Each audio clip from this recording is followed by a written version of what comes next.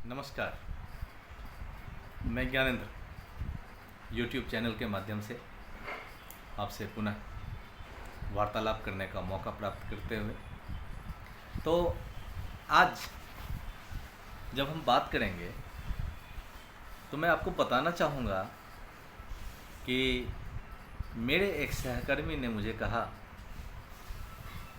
कि सर यह काम मैं नहीं कर पा रहा हूँ और यह काम मैंने अपने दोस्त को कहा है कर देने के लिए। कुछ काम था ऑफिस से हटकर, कुछ निजी ज़िंदगी से जुड़ा हुआ काम था। मैंने कहा उस दोस्त पे इतना भरोसा है? उसने कहा जी हाँ। मैंने कहा देखना तुम्हारा वो दोस्त इस काम को संपन्न नहीं करेगा। उसने कहा सर मुझे भरोसा है, मेरा दोस्त, मेरे बहुत सारे दोस्त हैं जो मेरे लिए जान लुटा देंगे, अपनी जान पर खेलकर मेरे काम को संपन्न कर देंगे। मैंने कहा आत्मविश्वास सही है, लेकिन अति आत्मविश्वास सही नहीं होता। चलो तुम्हारे दोस्त पर तुम्हें भरोसा है, इसके लिए तुम्हें सैल्यूट है, लेकिन क्या वह दोस्त वास्तव में भरोसे के लायक है? क्या वह दोस्त तुम्हें विपत्ति के काल में, समय में, क्या वह तुम्हारा साथ देगा? यह बहुत बड़ी बात है। तो आज की चर्चा का विषय विपत्ति काल में साथ देने वाला ही मित्र होता है। ऐसे तो पता नहीं, सभी लोग आपकी निजी ज़िंदगी में कई लोग आपके करीब होंगे। सभी कहेंगे मैं तुम्हारे लिए यह कर सकता हूँ, मैं तुम्हारे लिए वह कर सकता हूँ, मैं तुम्हारे लिए आसमान के तारे तोड़ कर ला सकता हूँ, मैं नदियों के पानी को बाहर कर सकता हूँ। पता नहीं कितनी चीज़ें, और आप विश्वास करते हैं, आप मंत्रमुग्ध होकर उनकी बातों को सुनते हैं। आपको लगता है कि एक अच्छा साथी मिल गया, एक अच्छा दोस्त मिल गया। तो एक कहानी के माध्यम से दोस्तों, एक गांव में दो मित्र रहते थे। किसी कार्यवश दोनों मित्र कहीं किसी दूसरे गांव में जा रहे थे, और उस गांव में जाने का जो रास्ता था एक जंगल के बीच से होकर गुजरता था। जब वो जंगल के बीच में पहुंचे तो सामने से एक जंगली भालू आता हुआ दिखाई दिया। एक मित्र को पेड़ पर चढ़ना आता था, लेकिन दूसरे मित्र को पेड़ पर चढ़ना नहीं आता था। पहले मित्र ने अपने दूसरे मित्र को छोड़ दिया और फुर्ती से एक पेड़ पर चढ़ गया। वह मित्र जिसको पेड़ पर चढ़ना नहीं आता था, वह भयभीत हो गया और अपने मित्र को पुकारने लगा, मित्र मेरी भी रक्षा करो, वरना यह जंगली भालू मुझे मार डालेगा। पहले मित्र ने कहा, शास्त्रों में यह कहा गया है कि विपत्ति काल में अपने प्राणों की रक्षा करना सभी धर्मों से ऊपर है। इस समय मैं तुम्हारी कोई सहायता नहीं कर सकता, कृपया मुझे माफ कर देना। और वह पेड़ों के पत्तों के मध्य में छिप गया।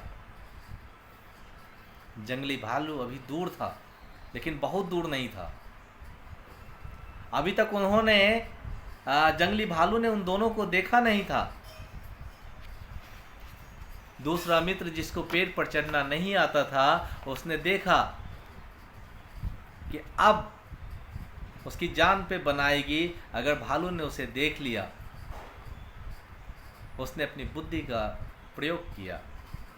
वह जमीन पे लेट गया और कनखियों से देखने लगा। जब वह जंगली भालू उसके पास आया तो उसने सांस को रोक लिया। उसने कहीं पढ़ा था, उसको किसी ने बताया था, या उसे यह स्मरण था कि जंगली भालू मरे हुए इंसान को नहीं सताते। जंगली भालू पास आ गया। वह उस मृतप्राय शरीर को सूंघता रहा, गुर्राता रहा, उसके कान के पास मुंह करके उसकी सांस का निरीक्षण करता रहा। जब उस जंगली भालू को यह विश्वास हो गया कि यह एक मुर्दा शरीर है, बेजान शरीर है, तो वह अपने मार्ग से आगे चलता चला गया, दूर चला गया। उसके दूर जाते ही वह मित्र जो जमीन पर लेटा हुआ था मृतप्राय, वह उठकर खड़ा हो गया। उसी समय पहला मित्र भी पेड़ से उतरकर नीचे आ गया। उसने बड़ी उत्सुकता से पूछा, उस भालू ने तुम्हें छोड़ कैसे दिया? तो दूसरे मित्र ने कहा, उसे मुझ पर दया आ गई, मैं डर के मारे लेट गया था ना, तो उसे बहुत दया आ गई। फिर पहले मित्र ने कहा, अच्छा एक बात बताओ दोस्त, वो तुम्हारे कान में क्या कह रहा था? इस पर दूसरे मित्र का जवाब था कि भालू ने मुझसे यह कहा कि जो मित्र विपत्ति काल में साथ छोड़कर भाग जाए वह बहुत बड़ा विश्वासघाती होता है, उससे सदैव सावधान रहना चाहिए और इसे जीवन में सीख मान लेना मेरा।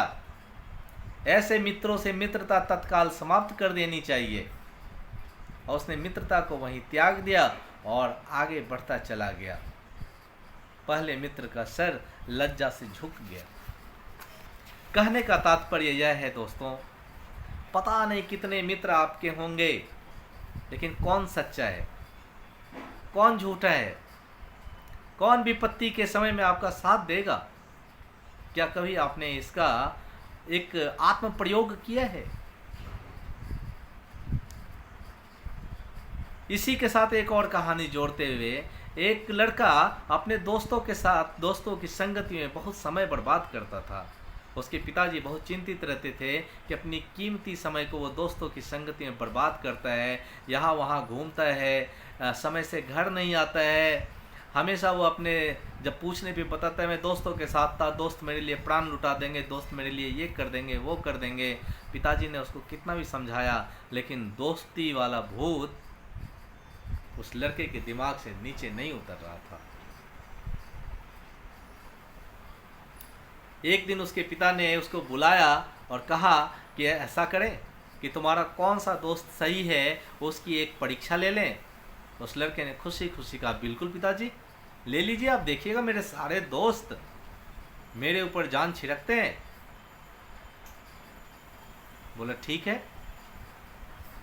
उसने कहा ठीक है, एक पर्ची लो, इस पे अपने 10 मित्रों के नाम लिखो जो तुम्हारे लिए कुछ भी करने को तैयार हो जाएंगे।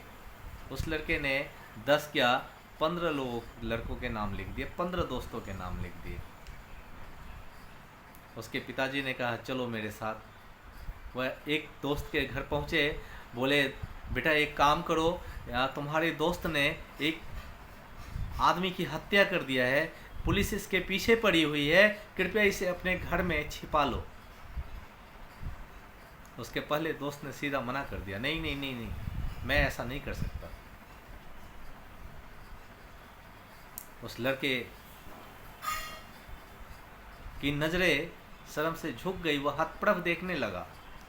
उसके पिताजी ने उसको दूसरे मित्र के पास ले गया और कहा कि बेटा ऐसा है, तुम्हारे मित्र ने एक जगह चोरी कर लिया है और पुलिस इसके पीछे पड़ी हुई है, लोग इसको तलाश रहे हैं। मेरा निवेदन है, यह तुम्हारा बहुत ही गहरा मित्र है, इसको अपने घर में छिपा लो। दूसरे मित्र ने मना कर दिया, बिल्कुल नहीं बिल्कुल नहीं, मैं नहीं रखूँगा, इसके चक्कर में तो मैं मारा जाऊँगा। तीसरे मित्र के पास गया, उसको कहा कि इस लड़के ने किसी के साथ गलत कर दिया है, कृपया इसको छिपा लो। तीसरे ने भी मना कर दिया। एक एक करके 10-15 जितने भी मित्र थे सभी के घर में उसके पिताजी अपने बेटे को ले गए और ऐसे ही कुछ उदाहरण देते हुए सबसे निवेदन किया कि अपने मित्र का साथ दो, अभी यह विपत्ति के समय में है। लेकिन एक एक करके सारे मित्रों ने मुंह मोड़ लिया, किनारा कर लिया। उस लड़के की आंखें खुल गई, वह सोचने लगा, मैं अपने इन मित्रों पे कितना समय बर्बाद करता था, इतना समय अगर मैं अपने ऊपर दूं तो मैं जीवन में कुछ कर जाऊंगा। उसकी आंखें खुल गई। उसने अपने पिताजी से वादा किया कि बेवजह की मित्रता वो छोड़ेगा।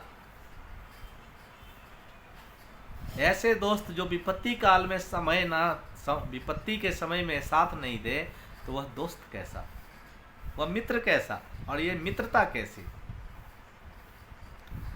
तो मित्रता उसी से कीजिए जो विपत्ति के समय में आपका साथ दे।